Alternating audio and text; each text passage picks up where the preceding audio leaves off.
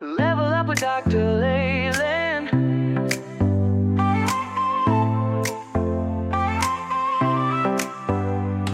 Step into the future, the world is waiting now. Dreams are in the making, we'll show you how.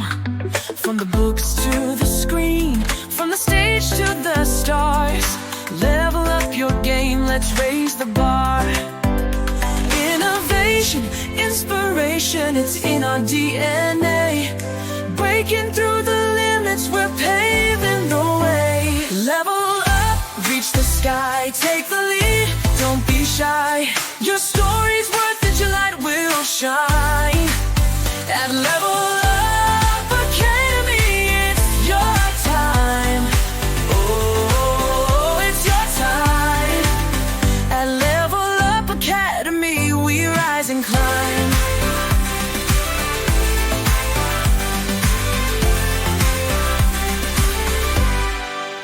Empowered in your passion, your voice will be heard. Building a legacy with every word. From podcasts to pages, from business to art. Level Up's the place where it all can start.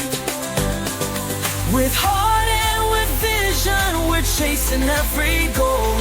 Together we'll ignite the fire in your soul. Level up, reach the sky, take the lead, don't be shy.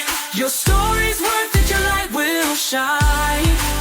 At Level Up Academy, it's your time. Oh, it's your time. At Level Up Academy, we rise and climb. Ooh, ooh, ooh. Oh, we're trailblazing, breaking through the mold. Dreams are alive, let your story unfold. With courage and pride, we'll take the fight. At Level Up, we own the night. Level up, reach the sky, take the lead, don't be shy. Your story's worth it, your light will shine. At Level Up Academy, it's your time. Oh, it's your time. At Level Up Academy, we rise and climb.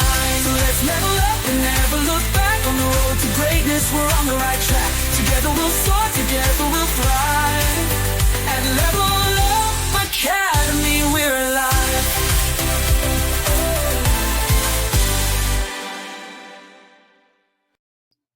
Whoa! Look at that. Yes, we have Troy Carnes today. Amazing brother from another mister. But first, we're going to go to my sponsors. We have Influencing You. This is a platform for all global influencers. I believe you have to have at least minimum of 25,000 followers or up in one of your influencing platform. So I am part of their teaching moments. So I usually do Fridays at 10 a.m. PST, where I actually will teach you the ins and outs. And of course, I always get freebies every time I teach a course in terms of whatever the topic is. But it's always social media. It's always social media marketing. So if you wanted to learn for your business, let me know. I will be happy to walk you through it. Then another thing is Bella Grace is one of my sponsors as well. And they are all about making your inside and outside beautiful.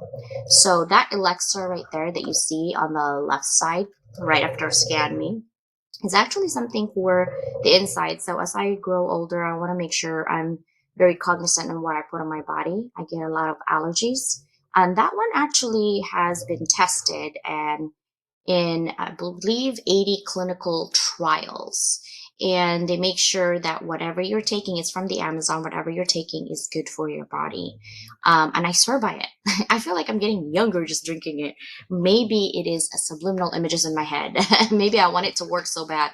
But I guarantee you the pain that I have in my scoliosis I have for ever since I was a teenager, it has subsided. My knee doesn't hurt as much either. I've been taking this for about a month now.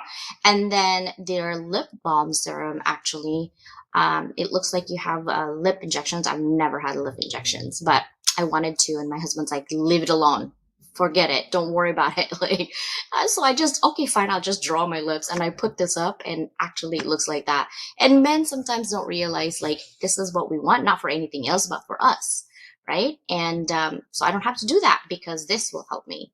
The other one is actually this is made in Korea, so you guys already know that Korea is like the best innovative products out there. So I have the collagen and also have the serum. The serum is almost like a glowy highlighter. So if you see those glass skin people, that is what the formula is on this one. And I love it. Also, we're going to have a summit soon, guys, for our academic publishing. It does end this Friday. This is going to be every 2 years. I don't do academic publishing. It's pretty intense program. So I don't do it only once every 2 years or maybe 3 years. And this time, the last time I did it was 2022. So it's been 3 years. So you basically get one manuscript, which is English, and you have to have a master's degree minimum in any area or genre or any focus that you have. However, you will be writing about 5 to 10,000 words, and you will have a summit around April, and then our manuscript is going to be done in May, and then we wait until the publisher. I'm not the publisher on this one. It is a German publishing for academics. It goes to our universities everywhere in these 61 countries that they have, including Japan and China. And I said including is because those two countries, they don't just push any book, period. They filter everything. And that's why it's pretty intense to make sure that you guys get the structure. And I got the structure. I've been doing this for a while. And so that is what's happening. And I invite you guys to join our summit. It's free. And we're going to give you what our research has actually showed. So we have mental health on here. We have mentorship, belonging, also disability. So it will be an interesting conversation. And public policy and healthcare is also one of the research that's happening. And of course, the Chronicles of Scattered Pages is coming out this month at the end. So keep an eye on that one.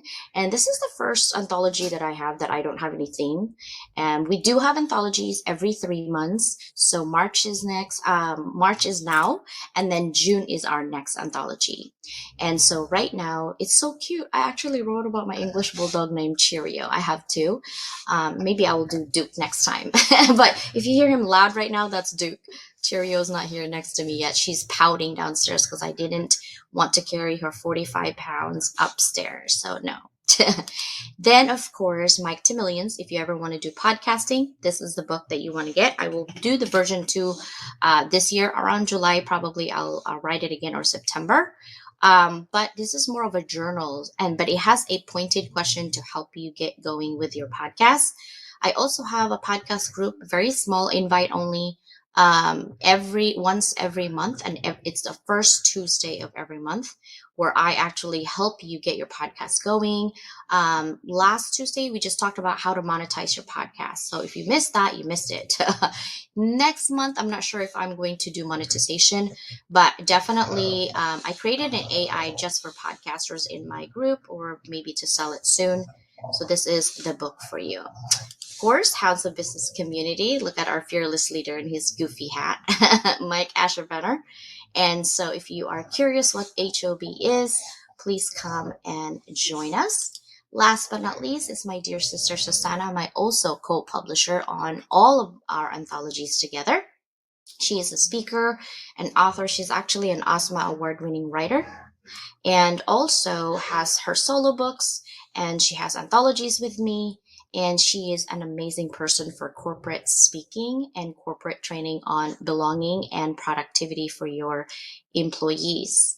Disrupt and Dominate magazine. Again, this Friday is also the last day, and it will come out the end of this March. There's a lot of March coming out, okay?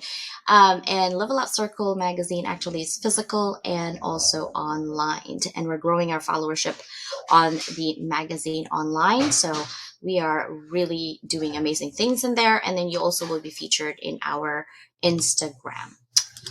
Okay, I think that was done. I think that was done. But you guys know, right? March March 8th, this Sunday actually is International Women's Day. So I wanted to actually share something with you guys. Let me see if I can share a specific window because my screen is going to be so small. Let me see if I can do this one. Yes, you guys see it? Not yet, right? So let's take a look. Can you guys see it? Yeah, I think you can. Let's go ahead and make this bigger and play.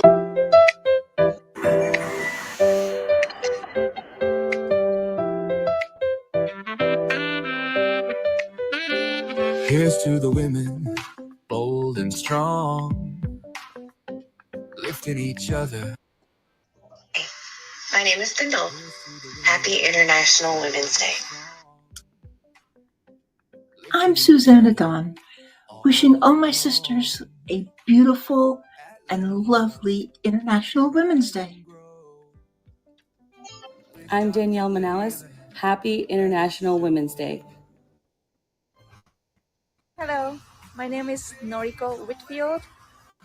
Today, we celebrate the strength, wisdom, and resilience of women everywhere.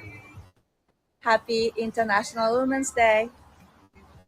Hello, I'm April Wyatt, and I'm sending love out to all the women for International Women's Day. Yes, let's expand this across the globe. Hi, my name is Lisa Favek. I'm a menopause dietitian and coach, and I just wanted to wish all women a happy International Women's Day. Hello, everyone. My name is Linda Meyer, and in honor of celebrating women's achievements, I'm wishing you all a very happy International Women's Day. Hi guys, this is Dr. Leland coming to you from Level Up Academy. Happy International Women's Day. Today, as we celebrate, I want to go back and actually review how it started, IWD. 1900s, 4 countries, Austria, Denmark, Switzerland, and also Germany, basically made a movement for labor movement for women for equal pay. Now, the origins of it really, well, in 1975, United Nations adopted it. But in 1908, 15,000 women marched in New York to protest working conditions, pay, and voting rights. And then in 1909, a Socialist Party in America literally saying, hey, this is the first National Women's Day in New York City. And in 1910, Clara Zetkin, a German advocate, okay, for women's rights, proposed an annual International Women's Day. And that's how we celebrate IWD, as in today. So thanks to her and all the women before her. Yes, thanks to her and all the women before her. So thank you guys so much. But we're gonna stop talking about anything else because we have an amazing guest and we want to learn. We always want to learn, right? Let's bring in Troy. Yay! I love the moves. Level up, it's time to rise. Oh my gosh, okay, 607 people on YouTube watching us already, so let's go. First of all, let me ask, who is Troy Carnes? Are you asking me? Yes, who are man. you? Okay. Yeah. Well, I guess in short, I'm a husband, father, author, recovering alcoholic, cancer survivor. Did I say writer? I do that too. You know, and just general good vibes guy. I love that. I love the optimism that you bring in and breathe life in people who likes to complain and have a pity party about, oh, I got a paper cut on my finger, like Mike always does, right? Like whining. And I was actually thinking about that this morning, you know, like, wow, there's other people out there who's actually really, really have issues. And here we are complaining about little things here and there, right?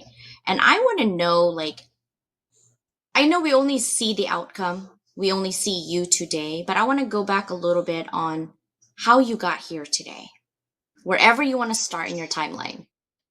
Wherever I want to start. Okay, well, so here's kind of a story of how things unraveled for me, at least, right? So my wife and I, we take our kids out. It's summer of 2021. We go play in the river. We're splashing around. It's great. And then one of my kids throws this fit, right? It's like massive, like King Kong style, like fists pounding on the ground. I'm like, like he was 4 or something. And it's fine. Like kids throw fits. Like no, it shouldn't be a big deal, right? Except this one, he threw in the middle of the street, like in a crosswalk. And I was like, so I go and I just scoop him up. Like there's no time for negotiating, right? Like, hey, stand up, come here. No. Right? So I scoop him up and I feel like my shoulder buckle a little bit or give way and I don't hear a pop and I don't hear a snap, but it's more like a crackle, right? And then I think to myself, like, I do one of these moves, like circle my arm and I say, getting old sucks, right? It's like the thing that like all like mid-30s guys say at some point, and women too, I'm sure, like, oh, getting old sucks. And I don't think anything of it. Like it goes away in 2 weeks. I'm feeling fine. And then a year later, I'm like lifting weights and I feel the same thing, right? And I say, today, like I got to take care of it this time. Like, let me go figure it out. Maybe I need physical therapy. Maybe I need rotator cuff surgery. Like I have no idea. So I go to the orthopedic guy. He takes my x-ray. He says, oh, you need an MRI. I say, yeah, okay. We go to get an MRI. And then he calls me that night at 5:30 and he says, I am not the doctor for you, man. You need the guy who deals with rare orthopedic tumors. And I'm like, yeah, send me to that guy. And he says, okay, I'll call you tomorrow. Right. I'll call you tomorrow. I have 2 people in mind. Let me do some digging and I'll refer you to somebody in the morning.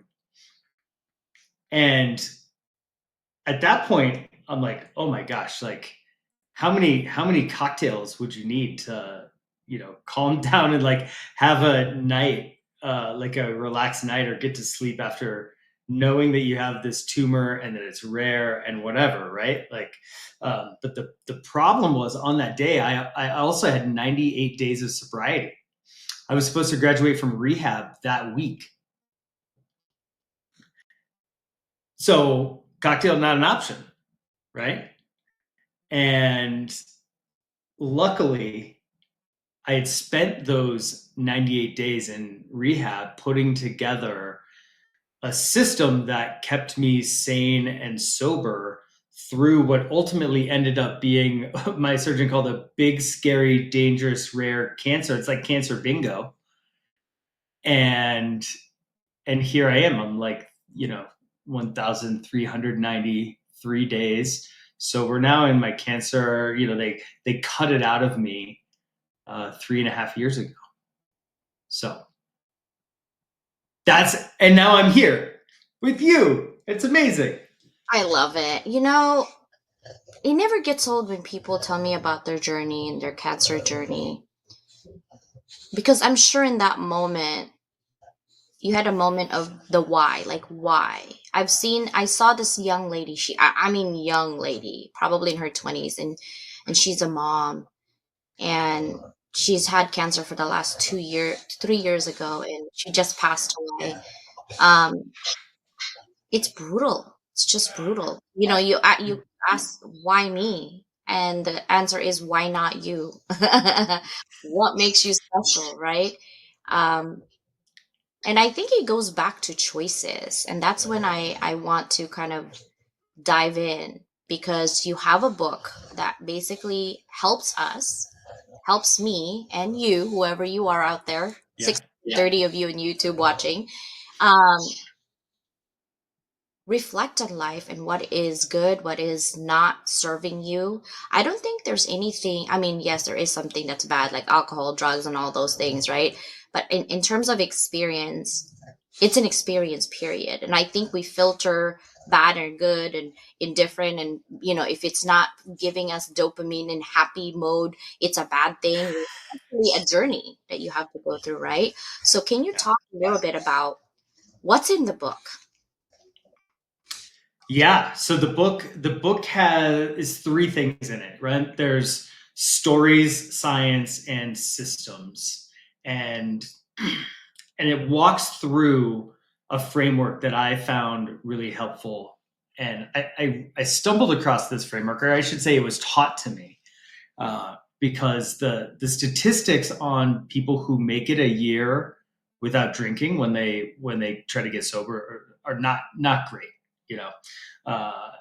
There are lots of stats, depends on the one you look at, but safely you can say 2/3 don't make it a year without relapsing. And I asked my therapist, I said, well, how do people mess this up so much? Right? And she said, well, people don't make good decisions when they're hungry, angry, lonely, or tired. HALT. And I said, that's terrifying, right? Because those are feelings that we have every day because we're humans. And so it's no wonder that people have a hard time staying sober. It's like, those are the things you got to watch out for. Like, there's no avoiding those, right? Because in my mind, I was like, okay, well, let's just see how people mess this up and then avoid doing those things. But like, you can't avoid any of those things. And so I was bummed out for a day or two. And then I thought, well, and I got bummed out because it felt like it was going to take a lot of willpower, to like, in a moment when I'm not feeling great, to say, okay, like, run through that list. Like, am I hungry? Am I angry? And then to make a good decision instead of a bad decision. Like, that seemed like a lot of willpower. And CJ, I did not make it to rehab by having good willpower, right? So I thought, well, there's something there though. Like, this framework is simple to understand. And if I get proactive about these things and nurture them instead of trying to fix them, like, that's what I wanted. I wanted to go into rehab and get fixes and solutions. And then I ran into a bunch of issues that don't have solutions inherently, right? Like, there's no fix for any of it. These are the things that we're going to deal with all the time. And so I thought, well, if I can get proactive about those things and set up my life so that I'm eating in a way that, like, I'm not getting so starving that I'm making bad decisions, or that I'm not stuffing my emotions until I explode, or, I'm not secluding myself and getting lonely. If I could get ahead of all of those things, then I might get a shot, right? And that was my goal when I set this thing up. And little did I know how much I was going to need it until I got that diagnosis. You see, in the moment of your adversity is when you make two decisions: pity party or move on. It's easy, right? But when you're in that moment, it's hard. I had cancer in 2011, and that was not fun. I wanted to just like crawl up in the cave and said, okay, I guess this is, it. But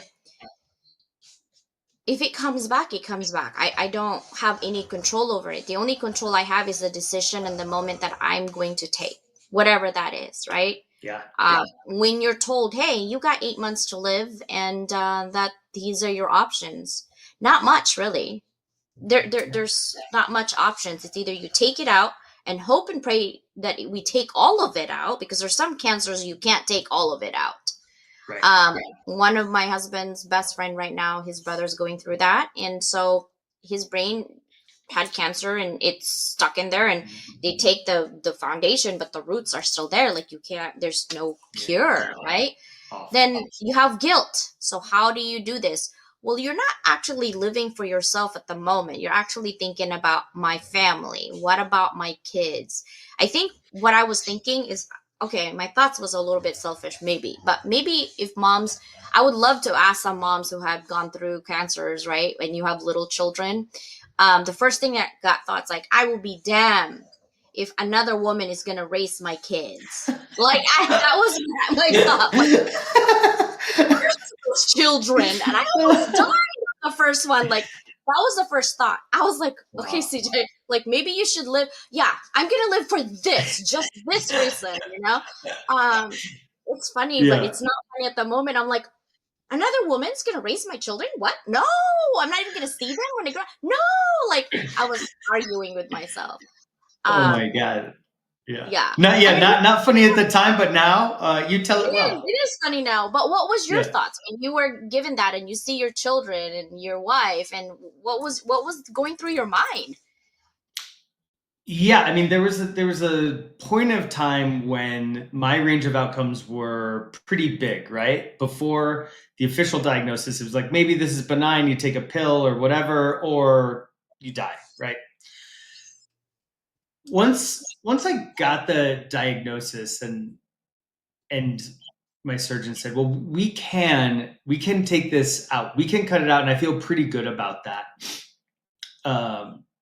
Yeah, it was you nailed it. It was all about the kids. I thought about I tell the story a lot, but I talk about the, like, mourning the games of catch that I wasn't gonna play anymore, right? Because, like, couldn't, like, I got, it's in my right shoulder. I can't pick my arm up over my head, and I just thought about, the first thoughts were all about the things that I wasn't gonna be able to do. Right? You have this quintessential, like, father son catch in the backyard, and I was like, well, that's out now. But I married a good woman, and she said to me, she said, well, yeah, okay, you won't do that, but, like, everything will just look different, right? You'll throw underhand. You'll do, what are you doing when you're playing catch anyway, right? You're just bonding with your kids. So you'll find other ways to do that. And the important thing is that you will be here to figure it out. And I said, God, I'm glad you're around. I'm going to keep you around because You're a keeper. yeah, that's pretty good advice. Yeah, exactly. Wow. Okay. I love that because, at that time when I found out, my husband was working, maybe I only see him twice a month.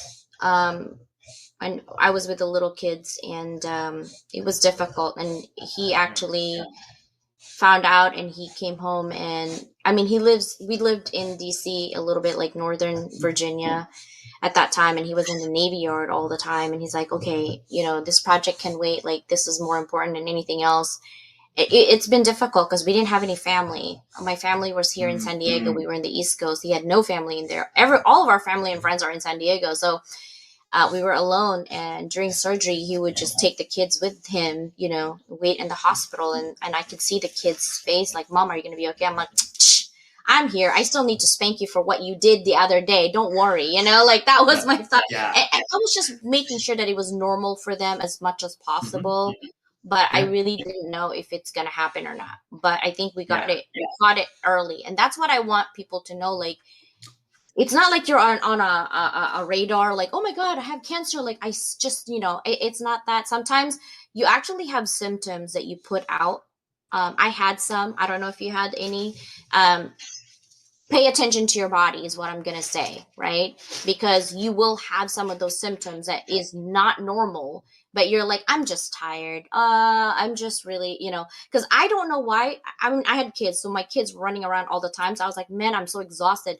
And I would take long naps all the time. And I would have, like, pain in my left side. I'm like, oh, maybe because I was running and it's just painful. Like, I would make excuses for all the symptoms until I had to go get checked, because I was like, okay, I'm in, like, so much pain. I don't understand. I don't think that's normal anymore. And then they're like, yeah, no, it's not normal, right? Healthcare also is bad because it takes forever to get your results.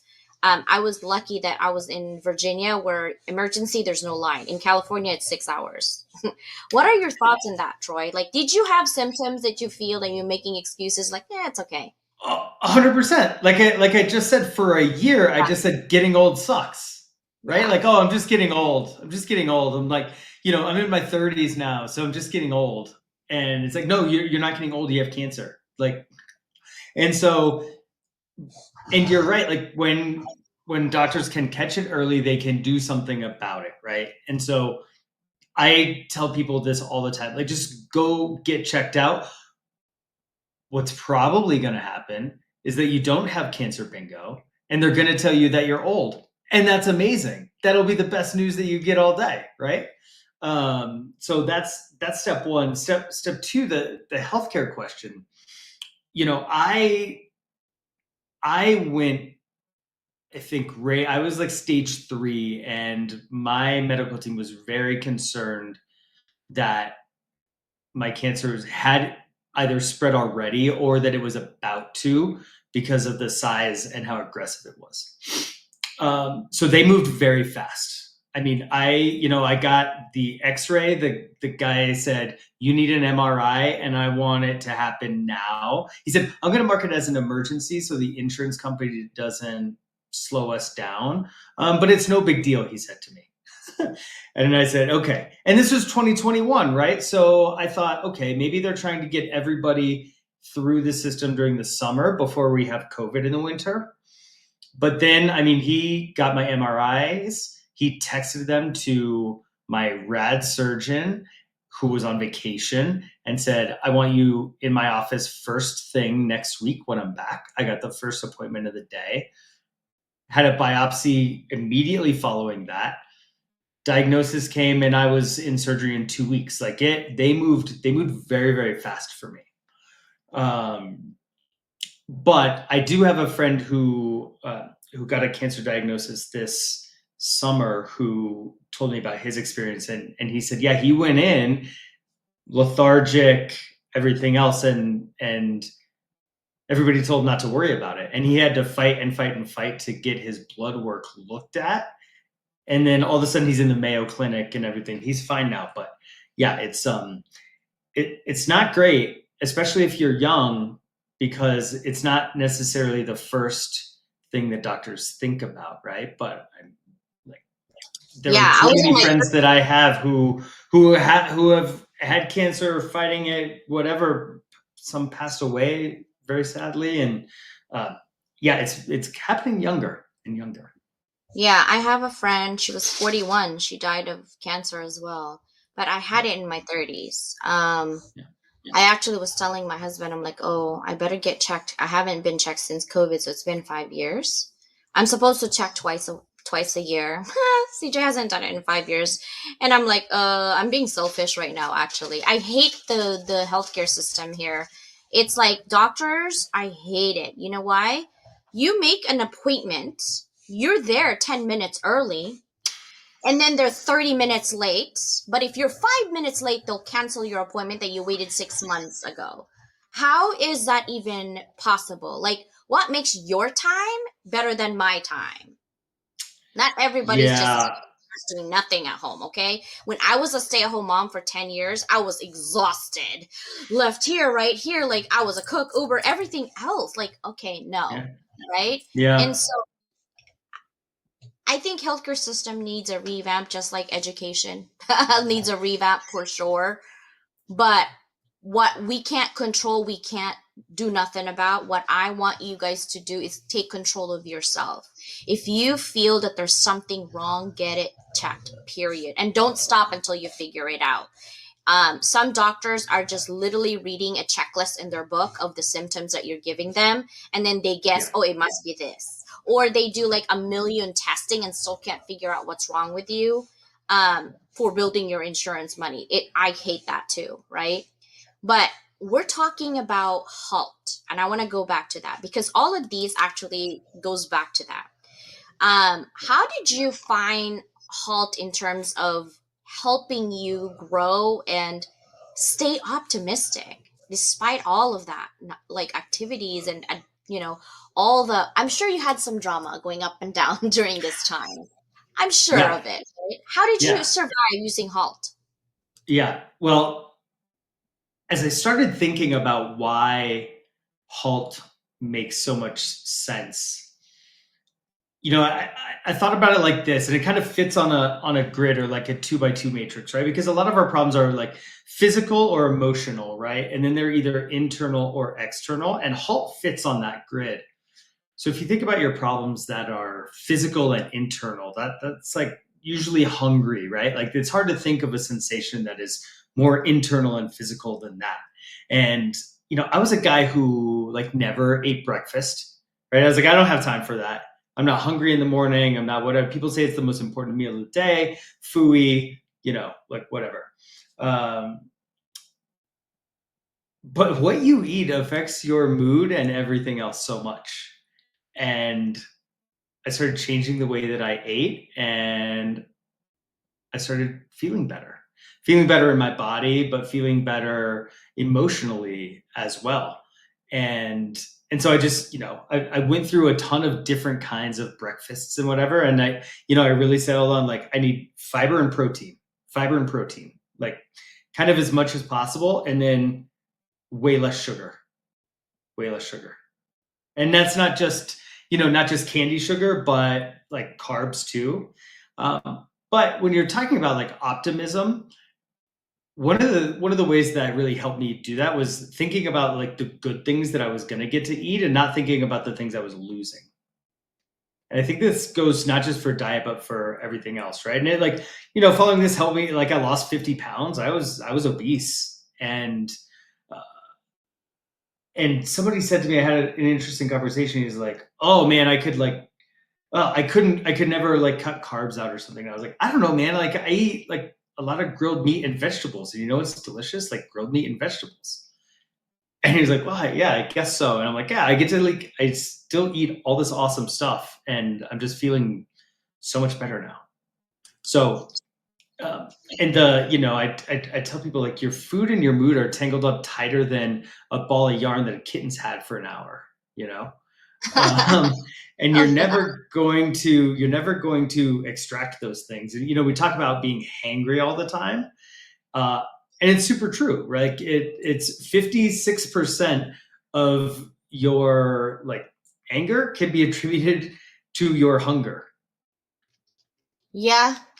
So I have hypoglycemia. I don't know if you. Yeah. Okay, so it's low blood sugar, right? And people are like, are you diabetic? I'm like, no, but I do have family who have like genetics and that. So I always carry candies or mints or things like that. But orange juice is the best. When you have hypoglycemia, drink that orange juice right away. Not even candy, like orange juice. I fainted several times during when I was younger. That's also bad because you're not going to die from the faint. You're going to die from the head injury that you'll have if you faint anywhere else, or if you're driving. Like I had one time I was driving and it just hit on me, and I'm like, so I had to go really quickly to the right and find a restaurant or anything, but then everything, so you have to go to go, and hopefully there's no long line or you'll faint in the middle of that line. It's not fun. So I made it, got the orange juice. I'm like, just give me sugar. And they're like, what? I'm like, just give me sugar. I have hypoglycemic, low blood sugar. And they're like literally throwing stuff at me, and I didn't even pay. I was just eating, and I'm like, okay, here's your pay, because I needed it. I was sweating bullets, like I could feel it in my body, just warmed up, and it's the worst thing ever, right? And so your cognitive impairment, mood changes and poor decision making, because you're like, I just need food, like some buffoon, like, CJ, calm down. I'm like, no, I can't. And my dad has it. I think my daughters have them too. And I was like, great. If anything I had to give them is that, So I have a question. Yeah. How have hunger, anger, loneliness, and exhaustion influence a decision you made? And what did you learn from that experience? So I think there's a couple interesting things in there that I want to talk about. First is like a single decision, if I'm feeling super hungry or I'm really mad, I just try to kick decisions down the road until I feel like I'm in a good place to make them. But because I'm trying to be a little bit more proactive than those things, and I'm trying to put myself in a position where I can just be okay most of the time, right? And what that looks like is a lot of journaling, like every single day, for like the last 1,300 days or whatever. And that helps a lot of decision making, because, I think that we make bad decisions because we're not thinking clearly about what's happening in our own minds. And that's true for decisions for ourselves. It's true for conflict in our relationships. I'm convinced that most conflicts stem from miscommunication, not malice. And a lot of that is because we don't understand our own point of view. And so I get a lot of that out by writing.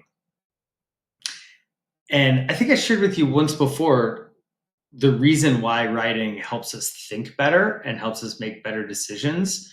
And there's a great book called Chatter. It's by Ethan Kross. He's a psychologist at the University of Michigan, and he opens that book by explaining we can think 4,000 words per minute to ourselves, which is like, here, you want to do an experiment? Okay, let's do it. Okay. So I'm going to open my podcast app. Like, we got Simon Sinek here. Okay. Can you? Yeah, basically for people, like, so I can ask them, how do you need what's important to you? Be deeply introspective, and then include people, and then think about it, maybe see if you're wrong, like, really working through that, and then everyone line and saying, all right, that was 3.5 speed. That's like 400 words a minute, 437 words a minute, maybe. And did you understand anything? Okay. So we think 4,000, that's 400, right? But you speak at like 125 or 130 words a minute, much slower. You type at 40 words a minute, 60 if you're super fast. And if you're writing by hand, it's like 13. So it's a snail's pace, right? And there's another professor at the University of Austin, or University of Texas in Austin, James Pennebaker, and he talks about the magic that happens when you translate your thoughts to language, when you have to explain things, right? And so we just listened to Simon Sinek talk 400 words a minute. We didn't understand a single thing, right? But if we slow it down to 1 speed, right, then we can understand him. And the same works for our thoughts. And so that's why I write every day. And if I'm having trouble with decisions, I write about them. Or if I'm having trouble in a relationship, I write about the conflict, because then I can understand where I'm coming from.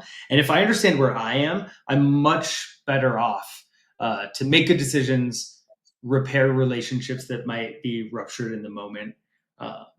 And so there's like one decision, there's a million of them. Every decision that I make, I'm better off if I'm centered myself. Yeah, I like that. I usually, if I have to make a decision that I know I can feel it in my gut, it's going to affect something big, I sleep on it. Mm-hmm. And then I do write the pros and cons. Like, okay, what is the pro of keeping this person in my life, and what is the con? And I don't even think twice. If I see more con than pro, I don't even think twice. I said, okay, time to get rid of the person, period. It's because if they're not adding to your life, spicy friendship is okay. Like having spicy friends, it's fine, but having conflict that's just always tense, I don't like that. I like debate. I like debate. I love conflict. Conflict is good, by the way, for you. Because everybody shouldn't agree with you. Otherwise, we won't innovate. Like we can't innovate if we agree on everything. And it's funny that you say about language, because English is my 7th language, right? So I have to really calculate the words and like what I'm going to say, and if it makes sense, and, and I can switch my language quickly depending on who I'm talking to. And I can, and my girlfriend said, CJ, your hair is as much as your language, you're changing. And I was like, you should stop coloring your hair. I'm like, girl, this is wig. I got tons of them. Okay, let's go. Like, no, for the longest time, for the last 5 years, I haven't colored my hair. But since I was 16, I was always been blonde, red. Like this is like my natural hair. I could color it this way.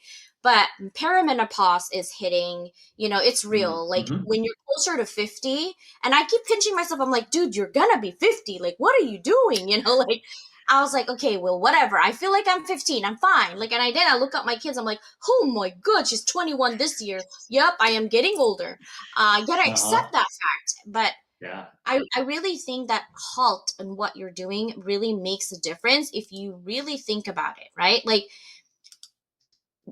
when I'm angry because I'm like hungry, I can't think straight. Like, don't talk to me. I like my coffee first thing in the morning. Like my kids know if I haven't had coffee, don't talk to me. So what they do is they make coffee, offer it to me, then they're like, Mom, can I go to somebody's house? I'm like, and then I'll just sip my coffee, and they're like, can I go now? I'm like, and I just keep drinking my coffee. And I'm like, okay, are you good, Mom? I'm like, yeah. So I always make breakfast Saturday and Sunday, because Monday to Friday is super busy in my house, right? And no one really eats a breakfast, but we do have yogurt and so they can take it to go. And I like to put nuts in them and blueberries. Um, and I also realized, like, I'm Asian, I like to eat rice, but I cannot eat rice every day. I notice I'm sluggish. And then because I work like maybe 15 hours a day in the computer, maybe more, I'm doing mummy floaties. I'm like, where did this come from? And my husband's like, well, if you're sitting down, where do you think it's gonna go? I'm like, oh. So I need to really get up and exercise. And loneliness. Let me ask you something. I think if we have a barometer for loneliness, I think during COVID and now even still after COVID, there's more people who are lonely even though we're more connected. What do you think? 1,000,000%. This part of the book scared the crap out of me.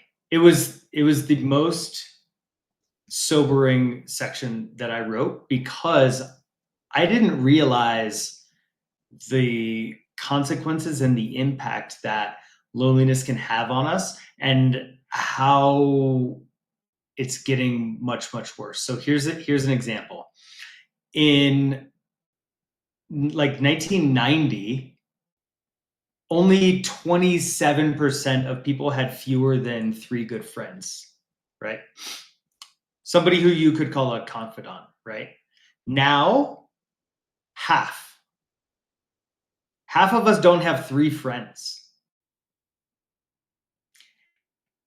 We'll go even further. Being loneliness will kill you.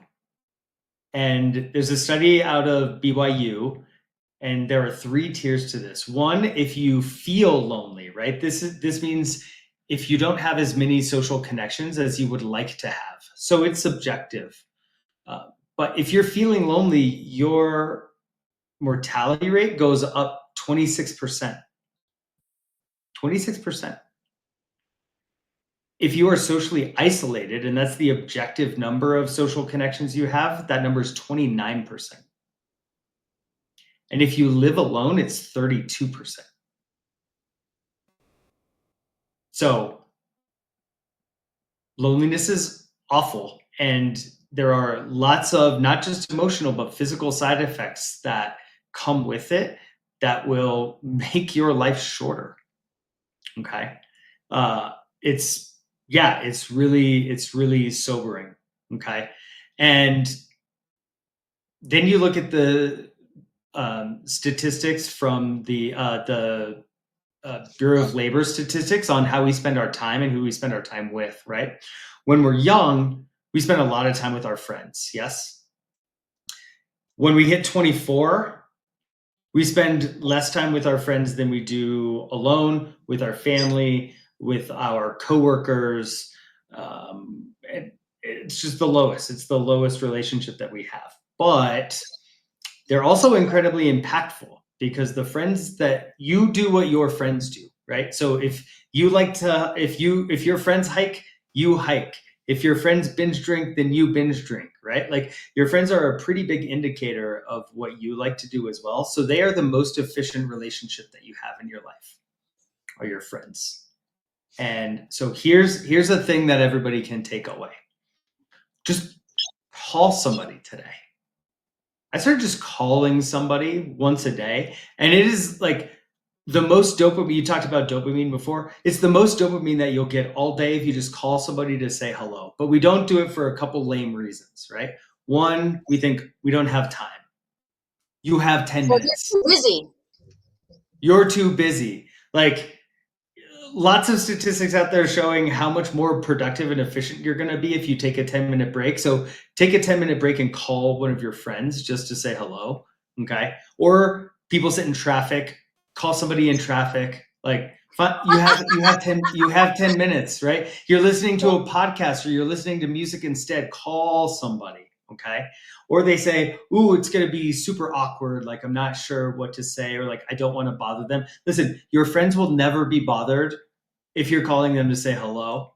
If you're always calling your friends because you want something from them, maybe that's different. Where you're calling them to complain all the time, maybe that's it. But like, listen, like you're friends with these people. They want to talk to you. Just call them so you're not bothering them. And then they think, oh, maybe it's going to be awkward. And so I have you can think this is a very old, very dependable framework to just get a conversation started, and it's forward, right?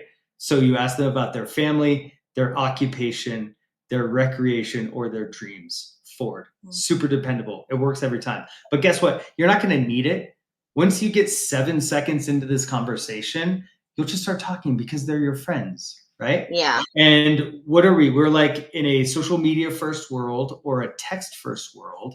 But, social media is like the potato chip of connection, right? Like, like you can't just eat one, right? Like, why? Because they're not satisfying. Because it's not satisfying, right? It's like you get a quick thing of dopamine and then it's gone, right? Like calling your friend is like having like a ribeye. It's satisfying. It's really great. So that is the thing that everybody can do. Now, if you're also thinking, oh, I don't know who I would call. I hear this excuse too. I don't know who I would call. You can call Troy. Call me. Listen, I'll talk to anybody.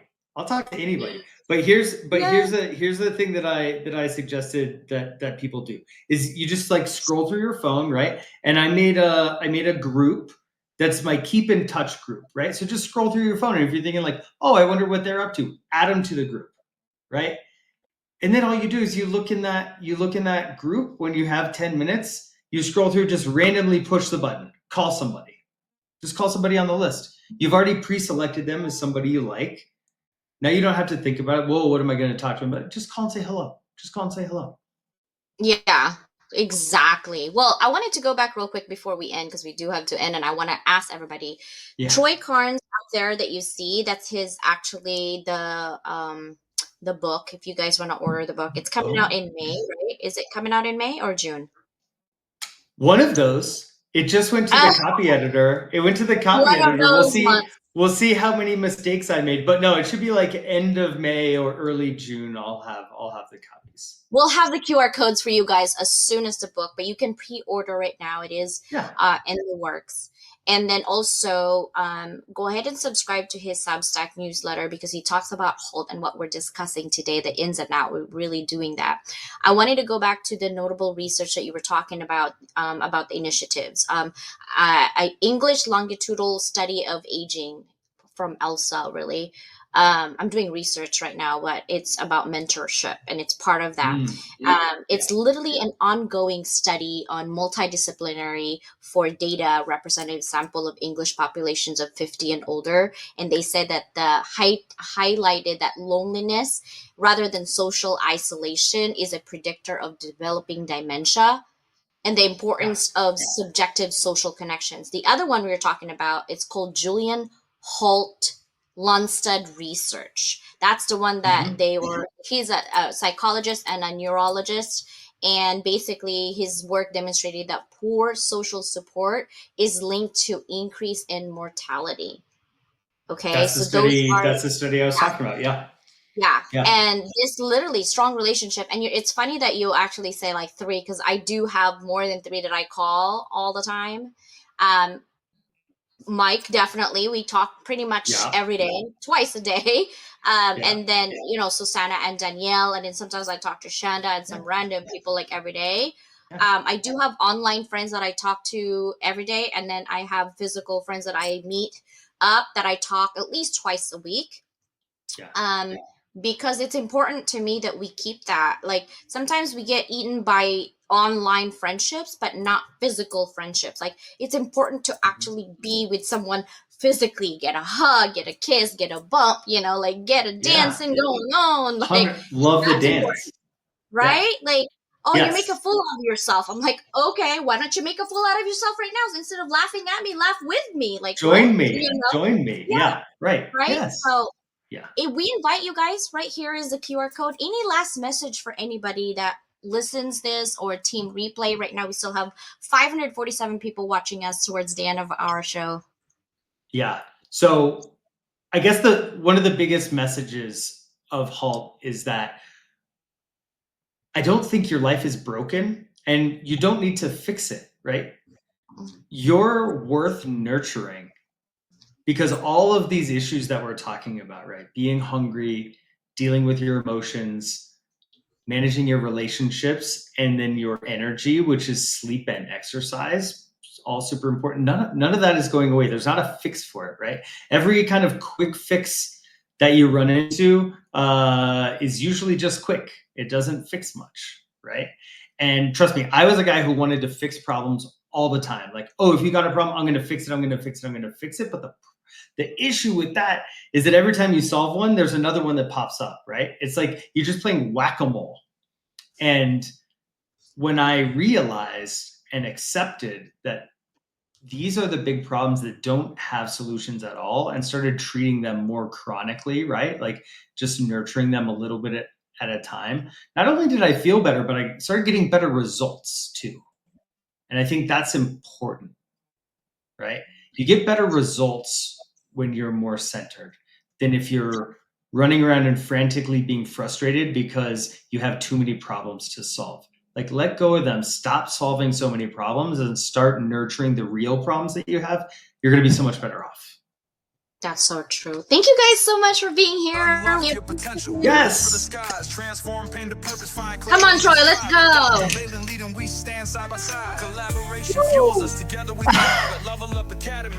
Love it. Thank you so much. Thank you for having me. Bye, everybody. See you in Amazon as well. Bye. Oh, I'm this Friday for this. Dance your life away. It's Thursday.